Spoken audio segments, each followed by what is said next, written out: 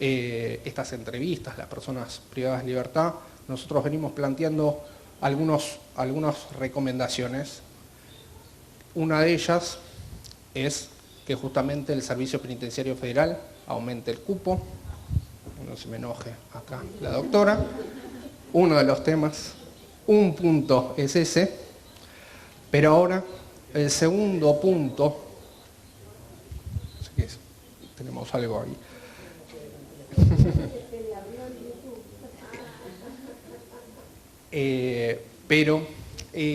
Como decía, ese es uno de los puntos. Ahora, la cuestión es, lo que se venía diciendo, tanto la doctora, ambas doctoras, es con respecto a la cantidad de personas que ingresan. Entonces, un segundo punto también sería justamente que los jueces y fiscales tengan en cuenta la situación actual de comisarías y alcaldías a la hora de rechazar pedidos de excarcelación, prisión domiciliaria, con todas las limitaciones que planteaba la doctora, pero que es un punto sumamente importante porque hay dos variables acá principales con respecto a la situación de comisarías y alcaldías, que es el tiempo de permanencia en los lugares y por otro lado la cantidad. Ambas situaciones, tanto en comisarías y alcaldías como en el servicio penitenciario, no son decisión del Ejecutivo o la administración de los dispositivos. Por lo tanto, ahí hay una cuestión con respecto a este tema. Y en segundo lugar, en tercer lugar, es justamente que lo marcaba la doctora Garrigós, es que se agilicen la situación procesal, la resolución de las situaciones procesales en toda esta población. Tenemos en comisarías y alcaldías una gran cantidad de personas sin resolución. Entonces, esto es un tema sumamente importante y que va agravando toda la situación de colapso en general.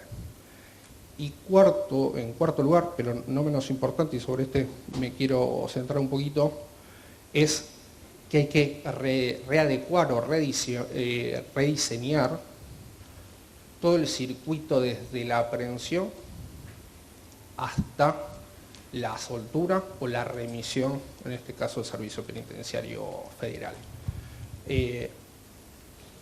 Vuelvo mínimamente sobre el primer punto sobre cupo, que ya se habló, y es que tenemos en la ciudad de Buenos Aires, en el 2022, una cantidad de, en enero del 2022, 630 personas, inicia un promedio de 630 personas, que fue tendiendo al alza, obviamente, con una baja en mitad de año, al alza, finalizando el año con 959 personas. ¿Sí? Tenemos un aumento exponencial que ya se explicó previamente, que justamente no es simplemente una cuestión de cupo, sino que ya se explicó, no voy a redundar sobre las causas como bien decían también previamente, las causas de esta sobrepoblación. Y por otro lado, al mismo tiempo, tenemos, si bien se pide el aumento, acá la doctora, de los cupos, tenemos un permanente remisión semanal, mensual hacia el servicio penitenciario, que también fue al alza durante el 2022, arrancando en enero con 240 personas total en el mes, finalizando el año en el mes de diciembre con 347 personas durante el mes de diciembre. Esto nos da un total de 3.740 en todo el año. 3.740 personas fueron remitidas al Servicio Penitenciario Federal, por lo tanto ahí para dimensionar la cantidad de personas que desde la Ciudad de Buenos Aires obviamente van a ingresar en el servicio penitenciario y que esto en tendencia va aumentando desde la apertura de pandemia, fue aumentando significativamente todos los meses, actualmente también. Hoy en día, donde decía el año pasado terminamos con 959 personas, hoy, en el día de hoy, tenemos 1.284 personas en comisarías y alcaldías, ¿sí? 773 en alcaldías, 511 en comisarías, ¿sí? Ahora, cuando decía con respecto al circuito de derivación, de aprehensión hasta la soltura o remisión, a lo que me refiero es que tenemos esta diferencia entre estos dos tipos de dispositivos, comisarías y alcaldías. En primer lugar, que nosotros venimos planteando desde el principio, las comisarías ni siquiera consideramos que tengan una sola plaza. Las comisarías fueron espacios que fueron clausurados desde la creación de las alcaldías y por lo tanto fueron clausurados en ese momento y se reabrieron en el marco de la sobrepoblación en las alcaldías, que era el único lugar de alojamiento transitorio que tenía la policía de la ciudad. Ahora, la cuestión es que dentro del dispositivo comisarías tenemos ahí también lo podríamos diferenciar en dos tipos de dispositivos también dentro de las comisarías, que es que desde la aprehensión de una persona hay una comisaría interventora que instruye el sumario, y ahí vuelvo con el circuito con respecto a la revisación médica. Se pide la revisación médica y por lo tanto es la preventora quien ahora nuevamente solicita demanda a un médico legista que vaya a la comisaría para ver las condiciones que está, cuestión que se torna completamente abstracta, sin sentido y solo un trámite burocrático, porque en su momento era la revisación médica al ingreso del lugar de detención para ver en qué condiciones llegaba esa persona. Hoy en día es simplemente un trámite donde se hace en la comisaría preventora y después va a ser derivado al lugar de alojamiento. Ahora, todas las comisarías de la Ciudad de Buenos Aires no tienen guardia interna. Entonces, tenemos hoy en día como, entre muchas comillas, habilitadas 22 comisarías y tenemos 54 comisarías en la Ciudad de Buenos Aires. Por lo tanto, si la persona es aprehendida por una comisaría, por el lugar, que no tiene guardia interna, esa persona va a guardar en cualquier lugar de la comisaría. No en una guardia interna, ni siquiera en una celda con todas las condiciones desastrosas que tienen las propias comisarías, pero en las comisarías que no tienen ni siquiera guardia interna van a estar en el casino, van a estar en una oficina, en la oficina de logística, de imaginaria, en cualquier lado de la oficina que tenga disponible la comisaría para guardar la llegada del médico legista y para hacer todos los trámites y a la espera que la mesa de detenidos le diga, bueno, tengo cupo en determinada comisaría, hay que hacer el traslado y por lo tanto ahí tenemos otro problema que es el traslado y tener la disponibilidad de un móvil para hacer el traslado hacia el lugar.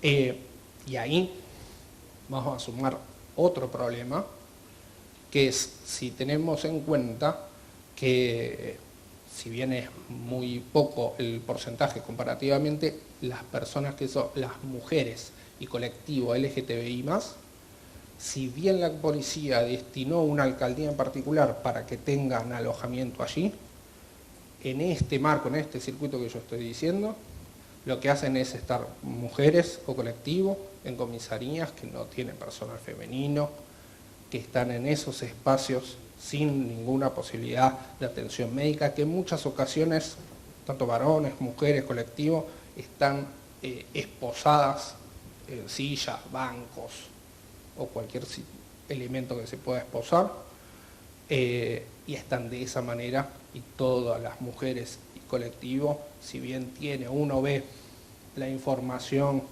brindada por la policía de la ciudad y dice, bueno, mujeres están en la alcaldía número 1 de Suipacha en un lugar específico. Sin embargo, la gran mayoría de las mujeres estuvieron previamente 24 horas en espacios que no condicen con todo lo que podemos plantear con respecto a que las condiciones que tendrían que estar. Las condiciones en general, pero digo, el colectivo de mujeres y colectivo LGTBI con todo lo que puede implicar el personal masculino, que estén justamente con otras personas que se encuentran detenidas de varones, y hemos tenido situaciones obviamente en este marco. Por lo tanto, ahí tenemos dos tipos de dispositivos distintos, estos de comisaría, alcaldía, las comisarías que finalmente sí son dispositivos que están siendo alojadas las personas. Entonces, dentro de las comisarías lo que podemos decir también es que comparativamente con las alcaldías había una gran diferencia, me corrijo, de las estructuras edilicias, de cómo están presentadas. Las comisarías están clausuradas, por lo tanto lo que hacemos es encontrar lo que vemos cuando vamos a las comisarías, son celdas, las antiguas celdas, calabozos que había de las policías, exacto, buzones de 1,50 m por 1,50 m, seco, una celda seca, sin ventilación, con letrinas clausuradas en general, pero bueno, se pueden imaginar, no traje fotos ahí, pero se podrán imaginar. Exactamente, iba a decir eso. No sé, no hay mucha diferencia. La diferencia es con respecto a las dimensiones, la cantidad de población, pero es más o menos las mismas situaciones que encontramos en la provincia de Buenos Aires, tenemos actualmente en la ciudad de Buenos Aires, en las comisarías, en estos dispositivos. Y ahí no es que permanecen 24 horas.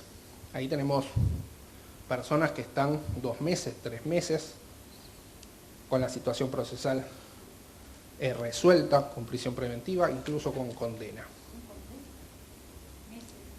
Después tenemos, lo que pasa es que tenemos el tercer dispositivo, que son las alcaldías. Una vez que ingresa a la comisaría, hay otra mesa de detenidos a la cual se solicita cupo también, entonces vamos solicitando cupo de lugar en lugar, vamos solicitando cupo en otro, quizás un poco mejor, donde desde las comisarías estas entonces que estoy describiendo se pide el cupo a las alcaldías, y las alcaldías es donde permanecen más tiempo todavía a la espera de la remisión o, si tienen suerte, la soltura.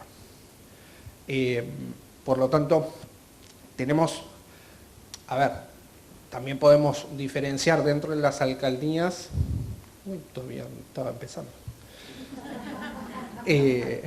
lo que tenemos en el caso de las alcaldías, también podemos diferenciar aquellas alcaldías que fueron construidas, pensadas para alojar personas detenidas con todas las deficiencias que también ya marcábamos previamente, pero que fueron construidas para el alojamiento transitorio.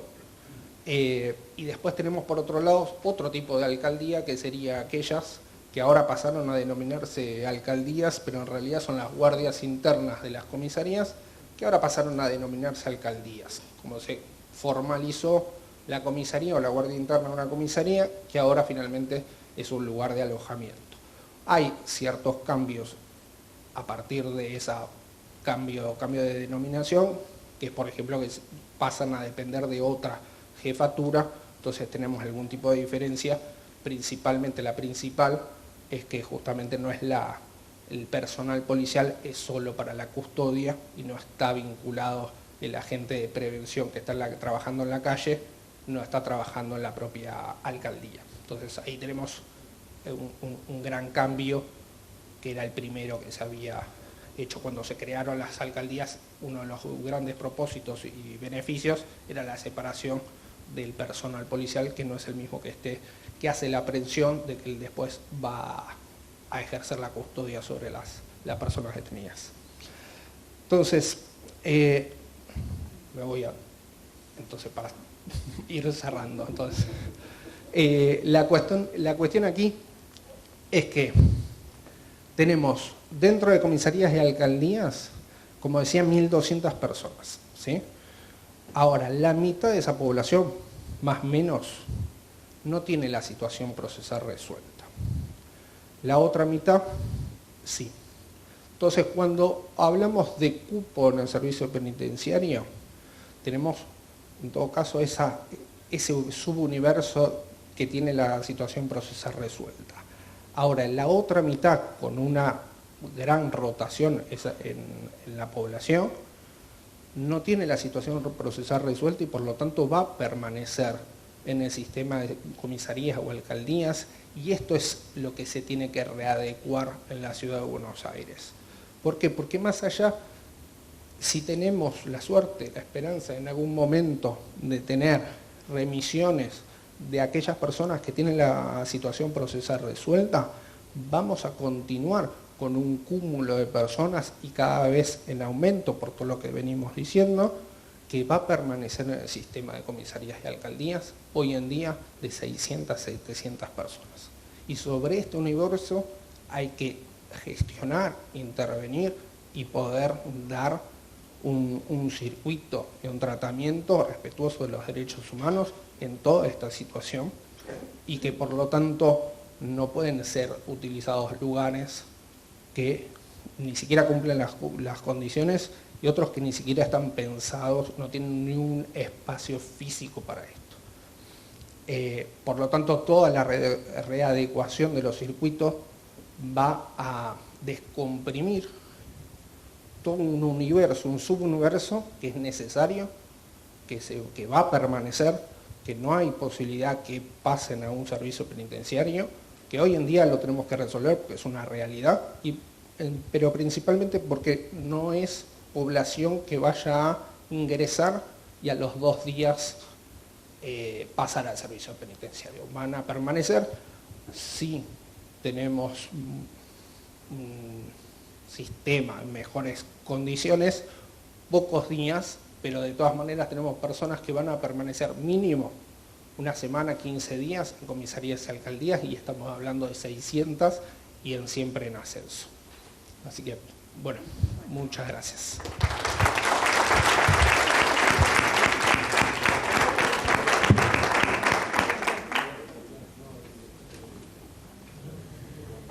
Bueno, gracias. Vamos a continuar. Gracias. El doctor se va por cuestiones de agenda, tiene que dar clases en la facultad, así que lo saludamos. Muchas gracias.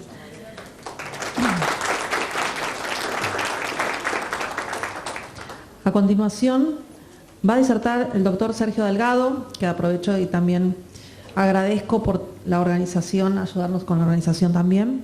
Es el doctor Sergio Delgado, abogado de la Facultad de Derecho de la UBA, especialista en Administración y Modernización Judicial. Actualmente se desempeña como juez de la Cámara Penal, Penal Juvenil, Contravencional y de Faltas de la Ciudad Autónoma de Buenos Aires. Integró las comisiones de Asuntos Penitenciarios y la de Derechos Humanos del Colegio Público de Abogados de la Capital Federal, como así también la de Derechos Humanos de la Asociación de Abogados de Buenos Aires. Se desempeñó como profesor adjunto regular en la materia de elementos de Derecho Penal y Procesal Penal de la UBA. Actualmente dicta el curso de Derecho de Ejecución Penal en el ciclo profesional orientado de la UBA. Director de ICARO, revista de ejecución de la pena privativa de la libertad y del encierro, editada por Fabián Di Plácido. Gracias. Bueno, muchas gracias por la presentación. Muchas gracias al director del museo por facilitarnos estas instalaciones que estamos disfrutando en esta actividad. Y bueno, después de todo lo que hemos escuchado hasta el momento, lo único que queda es pensar en las soluciones que tenemos para aportar a estos problemas. Y bueno, yo voy a empezar recordando con la primera diapositiva, en una época en la que se suele pensar en los derechos humanos como una calamidad y en los derechos humanos como la causa del problema, y que el problema es que los derechos humanos son los derechos humanos del delincuente, que en 1789 los representantes del pueblo francés, pensando que la ignorancia, la negligencia o el desprecio de los derechos humanos eran las únicas causas de las calamidades públicas y de la corrupción de los gobiernos, sancionaron una declaración de los derechos del hombre y del ciudadano. Entre los sagrados derechos del hombre y del ciudadano, el artículo 9 establece que, puesto que todo hombre se considera inocente hasta que ha sido declarado culpable, si se juzga indispensable detenerlo, cualquier rigor que no sea necesario para asegurar su persona debe ser severamente reprimido por la ley. Ese artículo nos pasa a nosotros con el artículo 18. El artículo 9 de la Declaración de los Derechos del Hombre y del Ciudadano asocia al Estado jurídico de inocencia la prohibición de penar a los que no han sido condenados, es decir, juzgados. Así que deben limitarse a lo indispensable los rigores necesarios para asegurar a sus personas cuando ello sea inevitable. Cuando el artículo 18 de nuestra Constitución señala que nadie puede ser penado sin juicio previo, sienta la regla de que todos los que no han sido juzgados en un debido proceso legal y condenados deben ser tratados conforme a su estado de inocencia constitucionalmente tutelado. También el artículo 18 nos protege contra los arrestos arbitrarios, ni arrestados sino en virtud de orden escrita de autoridad competente, contra la tortura de toda especie y los azotes, quedan abolidos para siempre, y contra los malos tratos o rigores innecesarios para asegurar nuestras personas cuando sea inevitable detenernos. Las cárceles de la Nación serán sanas y limpias para seguridad y no para castigo de los reos detenidos en ellas, y toda medida que a pretexto de precaución conduzca a mortificarlos más allá de lo que aquella exija, hará responsable al juez que la autorice. Pero tenemos más de 100.000 personas privadas de la libertad en nuestro país, y más de la mitad son personas inocentes. Y además están en calabozos, alcaidías, en lugares totalmente inadecuados. Vimos recién la descripción, no vimos fotos, pero podemos imaginarnos lo que son. Yo converso con personas que están en alcaidías y dicen que están en una celda 6 personas, comparten un inodoro, una experiencia estimulante, compartir un inodoro durante varios meses, inodoro que no tiene agua, entonces lo tienen que limpiar con botellas de agua que les suministran cada tanto, cuando tienen ganas, le dan botellas para que puedan limpiar el inodoro que no tiene agua, que comparten 6 personas en distintos ámbitos de la Ciudad de Buenos Aires. Más de 1.200, decía, no, 1.306 decía el último informe de la Secretaría de Ejecución, o sea, va en progresión. 1.395. Bueno, al día de hoy puede ser. Bueno, yo decía 1.306 con el de ayer. Acá el informe actualizado bajó en 6 números. Reitero, la mitad están en lugares que habían sido clausurados y que estaban destinados a depósito, a cualquier otro lugar, y no tienen ninguna posibilidad de alojar personas y no tienen la dotación de personal necesaria para tener personas, ¿no? Y la otra mitad en alcaidías que tampoco son adecuadas para detener personas por tiempo prolongado. Son lugares de mero tránsito para llevar a una persona mientras se hace un juicio o ahora que se haga un juicio o para trasladarla por unas horas. Pero las alcaidías de la ciudad no están diseñadas para tener a nadie alojado más de 24 horas, para que pernocten. No tienen camas adecuadas para todo el mundo, no tienen ningún tipo de instalación previendo ninguna actividad. Es decir, son meros roperos desde el punto de vista humano. Por no decir que algunas ni siquiera son locales tipo A, como dice el Código de Habilitación, para los que tienen que habitar las personas humanas. El 22 de noviembre del 2018, la Corte Interamericana de Derechos Humanos, que no falló todavía el asunto, dispuso nuevas medidas provisionales respecto del Instituto Penal Plácido de Sacarvalho del Estado de Río de Janeiro. El Instituto Penal es uno de los peores establecimientos de Latinoamérica. Podemos competir ahí, nosotros tenemos Olmos, tenemos varios lugares que pueden competir con el peor de América, pero es uno de los que presenta tasa de mortandad de presos más importante y una sobrepoblación del 200%, o sea, el 130% de la provincia de Buenos Aires se puede superar y tener el 200%. Dado que considero innegable que las personas privadas de libertad en dicho establecimiento carioca pueden estar sufriendo como consecuencia del hacinamiento y el descontrol al que se las somete una pena que les impone un sufrimiento antijurídico mucho mayor que el inherente a la mera privación de libertad, la Corte Interamericana determinó que por un lado resulta equitativo reducir su tiempo de encierro, para lo cual debe atenerse un cálculo razonable, y por otro, esa reducción implica compensar de algún modo la pena hasta ahora sufrida en la parte antijurídica de su ejecución. O sea, dijo, la solución es que tenemos que compensar esta situación.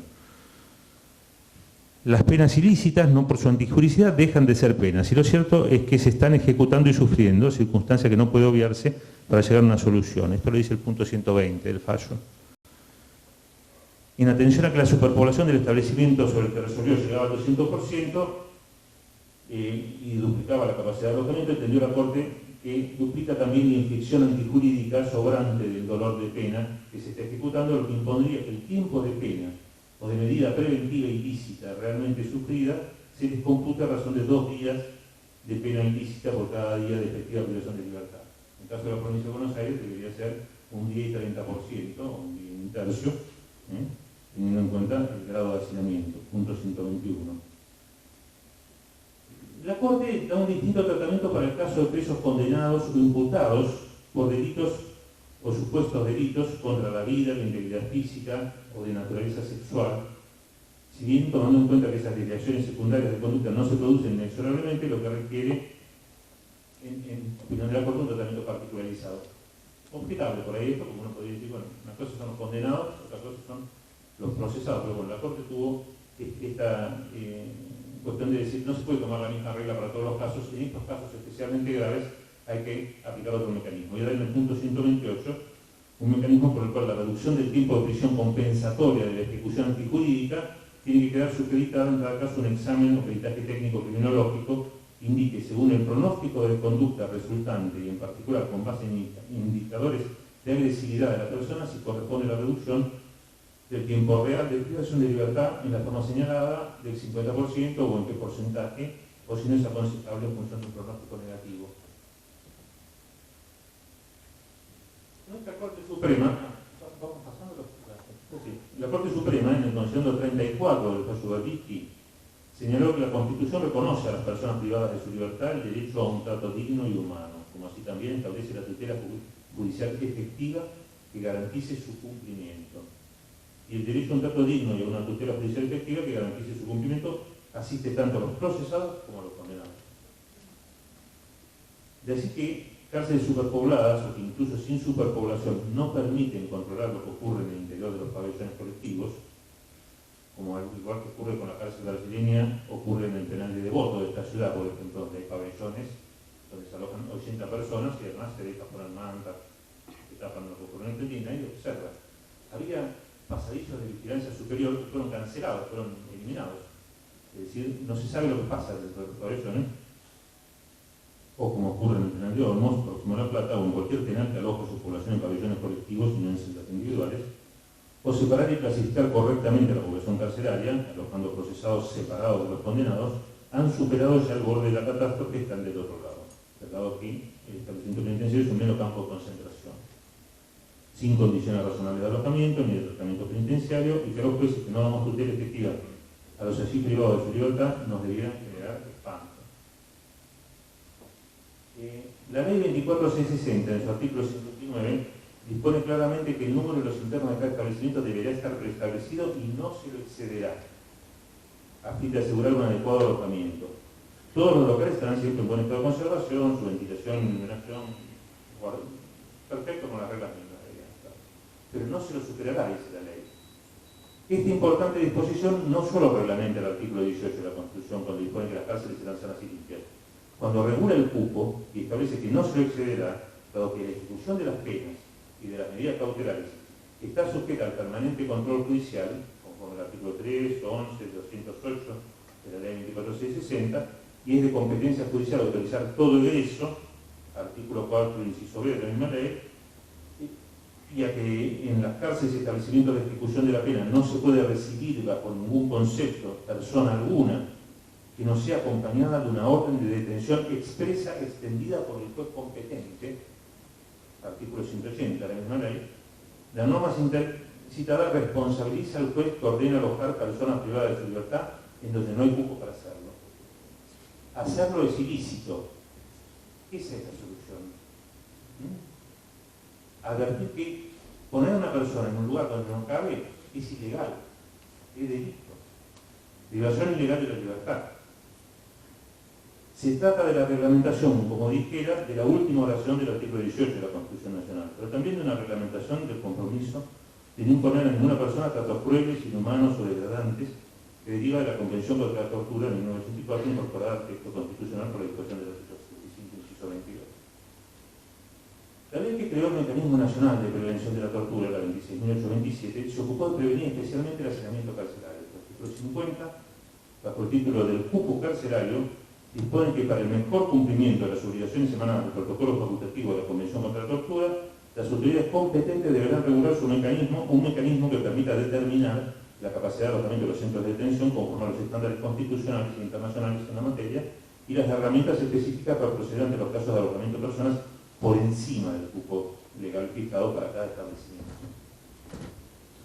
El artículo 7 de la misma ley establece que en su inciso F, que es el Comité Nacional de Prevención de la Tortura, quien debe elaborar dentro de los primeros 6 meses de su funcionamiento estándares y criterios de actuación en materia de capacidad de alojamiento y control de sobrepoblación, promoviendo su aplicación uniforme y homogénea en todo el país.